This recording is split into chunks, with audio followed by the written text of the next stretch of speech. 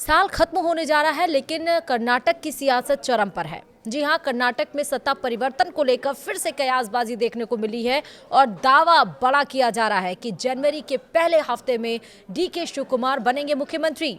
नमस्कार, आप देख रहे हैं न्यूज़ 18 का डिजिटल प्लेटफॉर्म। मैं हूं आपके साथ श्रुति श्रीवास्तव। कर्नाटक में सत्तारूढ़ कांग्रेस के लिए शीर्ष पद को लेकर बनी अनिश्चितता खत्म होने का नाम नहीं ले रही है।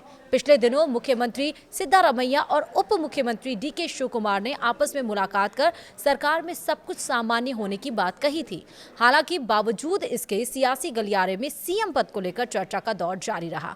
अब कांग्रेस के विधायक इकबाल हुसैन ने एक बार फिर से यह दावा कर दिया है कि शिवकुमार अगले साल जनवरी की शुरुआत में राज्य के मुख्यमंत्री बनेंगे। इकबाल हुसैन जो रामनगर से विधायक है और उन्हें शिवकुमार का समर्थक माना जाता है, इस महीने की शुरुआत में ही राज्य में मुख्यमंत्री बदले जाने की तारीख 6 या 9 जनवरी बताई थी। उन्होंने एक बार फिर अपने इस दावे को दोहराया है। राज्य में मुख्यमंत्री बदले जाने की अटकलों के बीच सत्ताधारी कांग्रेस के अंदर इन दिनों सत्ता संघर्ष तेज हो गया है। राज्य की कांग्रेस सरकार ने पिछले महीने 20 नवंबर को अपने 5 साल के कार्यकाल का आधा समय पूरा कर लिया।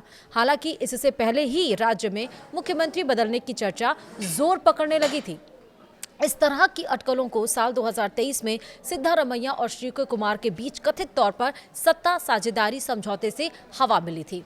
अब इकबाल हुसैन ने कल यानी कि सोमवार को यानी कि 29 दिसंबर को अपने दावे में कहा, कुछ लोग ऐसे होते हैं जो बारिशों और त्रासदियों को लेकर सटीक भविष्यवाणी कर सकते हैं। ऐसे लोगों से सुनने के बाद मैंने 6 या 9 जनवरी की तारीखें बताई हैं। अब देखते हैं। हालांकि मुझे भगवान पर भरोसा है। वहीं रामनगर में पत्रकारों से बात करते हुए विधायक हुसैन ने दावा करते हुए कहा, 200% शिवकुमार को 6 या 9 जनवरी को सत्ता मिलेगी। यह पूछे जाने पर कि क्या पार्टी आलाकमान ने अपनी मंजूरी दे दी है, उन्होंने कहा, यह पूरी तरह से साफ है। क्या हमारे नेता यानी कि डीके शिवकुमार ने नहीं कहा कि एक समझौता हुआ था? समझौता हुआ है तभी तो हमारे नेता ऐसा कह रहे हैं।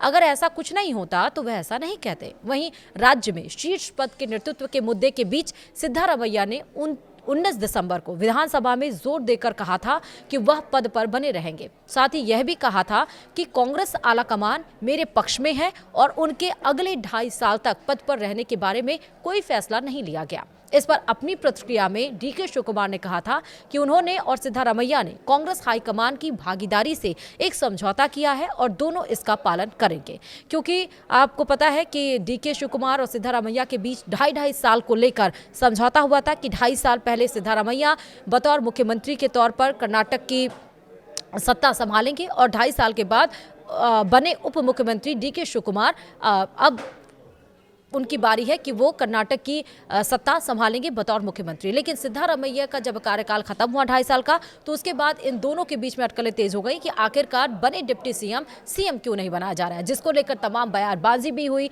तमाम इस बीच अटकलें भी आई, तमाम आरोप भी लगे। लेकिन इन सब के बीच दिल्ली में बड़ी बैठक भी हुई सोनिया गांधी की मौजूदगी में। यहाँ तक कि खड़गे ने भी कहा, मल्लिकार्जुन खड़गे ने, कि अब इस बात को अब आला कमान डिसाइड करेंगे तभी कुछ हो पाएगा। वहीं राहुल गांधी ने भी एक लेटर डीके शिवकुमार को लिखा था कि आप परेशान ना हो, सब कुछ सही होगा।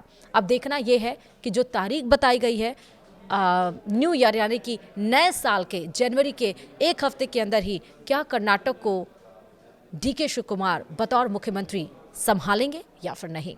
वीडियो में इतना ही। नमस्कार।